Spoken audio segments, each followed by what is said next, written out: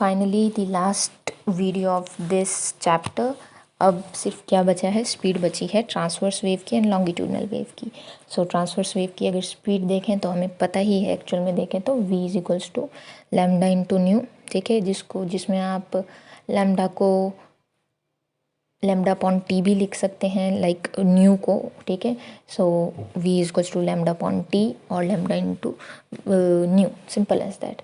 Okay, और आपका जो स्पीड ऑफ वेव है वो रिलेटेड होती है वेव एंड फ्रीक्वेंसी के साथ, बट वो डिटरमाइन होती है प्रॉपर्टी ऑफ मीडियम से भी।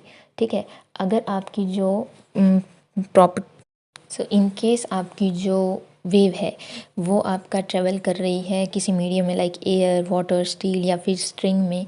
ठीक है, जो कि मीन्स सीधा सीधा लाइक पास आउट होगी, ऑसिलेट करेगी, पार्टिकल भी उसके साथ ऑसिलेट होंगे, तो उसकी मीन्स जो मीडियम है उसका एक लीनियर मास डेंसिटी होगा। लीनियर मास डेंसिटी होता है मास पर यूनिट लेंथ। ओके, सो और इलास्टिक प्रॉपर्टी भी होगी। सो मास पर यूनिट लेंथ जो है उसकी वो डिटरमाइन करती है कि कितनी फास्ट जो है वो वेव उस पर्टिकुलर मीडियम में ट्रेवल करेगी। ठीक है, तो स्पीड को कौन कौन मीन्स स्पीड किस किस चीज़ के ऊपर डिपेंड है, एक है वेवलेंथ के, एक है फ्रीक्वेंसी के, और तीसरा है आपका मीडियम पे। हाउ कम मीडियम, क्योंकि हर एक जो मीडियम होता है उसकी लीनियर मास डेंसिटी होती है अगर वो एक ही डायरेक्शन में फ्लो कर रहा होता है along with the particles of the wave.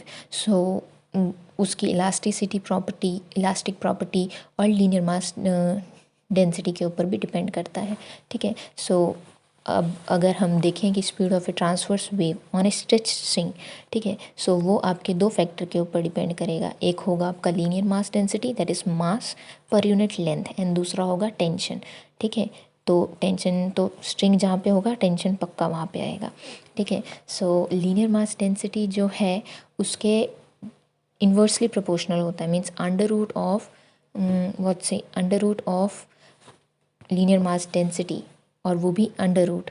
ठीक है, inversely proportional. So v will be inversely proportional to the under root of linear mass density and directly proportional to tension. जितनी ज़्यादा टेंशन होगी अगर उसको अंडर रूट किया जाएगा तो आपका उसके डायरेक्टली प्रोपोर्शनल रहेगी वेलोसिटी। ठीक है, सो आपका जो यहाँ पे डायमेंशनलेस कांस्टेंट आता है प्रोपोर्शनैलिटी को हटाने के लिए, वो आपका c रहता है, and c is nothing but it is equal to unity. Okay, so आपका फॉर्मूला क्या आ जाता है अगर आपको ट्रांसवर्स वेव की स्पीड निकालनी है जो कि स्ट्रेच स्ट्रिंग में है, so that will be equals to under root of tension upon mass per unit length. ठीक है, लीनियर मास डेंसिटी। तो अब जो ये स्ट्रेच्ड मीन्स आइडल स्ट्रिंग है उसकी स्पीड किसके ऊपर डिपेंड करती है, तो वो डिपेंड करती है आपकी टेंशन पे, सिंपल पता ही चल रहा है फॉर्मूला से, और आपका लीनियर मास डेंसिटी से। बट यहाँ पर एक पॉइंट है, ये फ्रीक्वेंसी पे डिपेंड नहीं करती। ओके, सो ये मैं क्यों इतना ज़ोर दे के बोल रही हूँ, क्योंकि आपकी जो सिंपल वेव होती है वो फ्रीक्वेंसी पे डिपेंड करती है ऑफ कोर्स। ठीक है, वेवलेंथ पे भी डिपेंड करती है, बट आपकी जो ट्रांसवर्स वेव है स्ट्रेच स्ट्रिंग में वो फ्रीक्वेंसी पे डिपेंड नहीं करती। क्वेश्चन आता है तो आपको ये ध्यान से देखना है कि ट्रांसवर्स वेव तो लिखा है, बट अगर उसके आगे स्ट्रिंग भी लिखा है तो फ्रीक्वेंसी के ऊपर डिपेंड नहीं करती।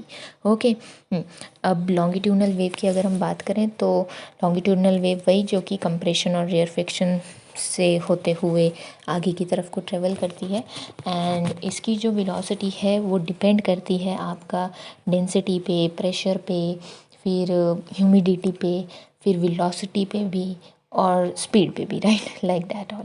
सो अगर हम देखें तो यहाँ पर जो बल्क मॉडुलस होता है आपका, उसके बल्क मॉडुलस आपका डिटरमाइन कर सकता है कि कितने एक्सटेंट तक वॉल्यूम चेंज हुई है, बिकॉज जो लॉन्गिट्यूडनल वेव है उसके पार्टिकल्स रेयरफिक्शन एंड कंप्रेशन में चलते हैं, एंड बल्क मॉडुलस इलास्टिसिटी वाले चैप्टर में पढ़ा था, and that is delta p upon delta v upon v, right. So ये, और दूसरी चीज़ है डेंसिटी, दैट इज़ जो आपका मीडियम होता है वो जो इन्वॉल्व है प्रोसेस में। ठीक है, तो inertial property of the medium जो कि इन्वॉल्व है प्रेशर प्रोसेस में। ठीक है, तो वो आपकी डेंसिटी होती है। तो इन्हीं दोनों चीज़ों के ऊपर आपका जो है ये डिपेंड करती है speed of propagation of longitudinal wave. ठीक है, सो आपका जो फॉर्मूला आ जाता है वो ये है, v is equals to c under root of b, that is bulk modulus, divided by density. Okay, so the point again comes is कि बल्क मॉडुलस तो आपका उसमें भी काम करता है, फ्लूइड्स में भी काम करता है। सो जब आपका propagation of longitudinal wave in fluid होता है तो वो आपका सिर्फ दो ही चीज़ों पे डिपेंड करेगा, बल्क मॉडुलस पे और डेंसिटी ऑफ द मीडियम पे, ठीक है। वहीं जब आपका सिंपली आपका सॉलिड केस आ जाता है तो वहाँ पे बल्क मॉडुलस ना लेकर यंग्स मॉडुलस लेते हैं, ठीक है। So velocity will be equals to under root of Young's modulus by density, okay. But अब यहाँ पर एक बहुत बड़ी उलझन आती है, एंड वो क्या है, अगर हम देखें कि लिक्विड और सॉलिड्स हैं तो उनकी डेंसिटी गैसेस से बहुत ज़्यादा होती है, राइट। सो देयरफॉर जो आपका लिक्विड्स और सॉलिड हैं वो कम कंप्रेसिबल हो पाते हैं कम गैसेस से, ठीक है। तो उसका मतलब ज़्यादा बल्क मॉडुलस होता है, राइट, उनका किनका, लिक्विड एंड सॉलिड्स का। So here pressure will be adequate use करना as compare to bulk modulus for what, gases और एयर, राइट। तो यहाँ पर आपका जो नया फॉर्मूला बन जाता है that will be V is equals to pressure upon density, and ये अंडर रूट में है, राइट। बट जब इसको देखा गया, राइट, ये न्यूटन ने कहा था, एंड जब इसमें आपने आपका density of air and pressure of air डाला, ठीक है, एटमॉस्फेरिक प्रेशर, तो जो इसका रिजल्ट आता है वो 280 मीटर पर सेकेंड आता है, that is not the speed of air, right. So is speed of sound in air, so जो speed of sound in air है दैट इज़ 332, ओके। सो उसको एस्टिमेट करने के लिए यहाँ पर एक छोटा सा फिर से करेक्शन किया गया जिसको लाप्लास ने किया था, तो इसको लाप्लास करेक्शन बोला जाता है, ठीक है। क्या किया था कि आपकी जो गैस है उसका जो दो स्पेसिफिक हीट का रेशियो होता है जो कि आप गामा के द्वारा मीन्स शो करते हैं, दैट इज़ आपका Cp/Cv, that is specific heat at constant pressure divided by specific heat at constant volume. उसको जब आपका जो रेशियो है उसको गामा से रिप्रेजेंट करते हैं, जब इसको मल्टीप्लाई किया जाएगा P के साथ एंड देन डिवाइड करेंगे डेंसिटी के साथ और अंडर रूट करेंगे तो आपको आपकी रिक्वायर्ड वेलोसिटी मिलती है। अगर आप मीन्स इससे 332 आपका मीन्स प्रिसाइजली आ गया था, ठीक है। सो देयरफॉर इसको लिया जाता है जब भी आप साउंड की वेलोसिटी निकाल रहे होते हो जो कि लॉन्गिट्यूडनल वेव में प्रोड्यूस हो रही है, ओके ओके।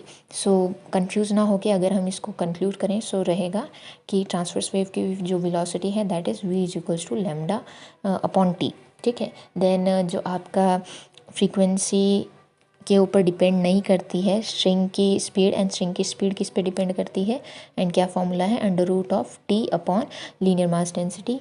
लॉन्गिट्यूडनल वेव्स में अगर हम आए तो आपका सॉलिड्स आप कैसे निकालते हो, speed of sound in solids will be under root of Young's modulus divided by density, and liquids में under root of bulk modulus divided by densities, and हवा में आपके पहले क्या बोला गया, P अपॉन डेंसिटी का अंडर रूट, एंड उसके बाद लाप्लास करेक्शन क्या होगा, आपका ratio of specific heat gamma P upon density का अंडर रूट।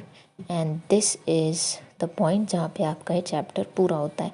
आई नो हमने पार्ट्स में तोड़ तोड़ कर पढ़ा है तो आप उसको रीअरेंज नहीं कर पाए होंगे, बट अगर आप ध्यान से एक एक को अलग अलग टॉपिक को हेडिंग डाल डाल के अगर उसको समराइज़ करके पढ़ें तो शायद आपको समझ आ सकता है।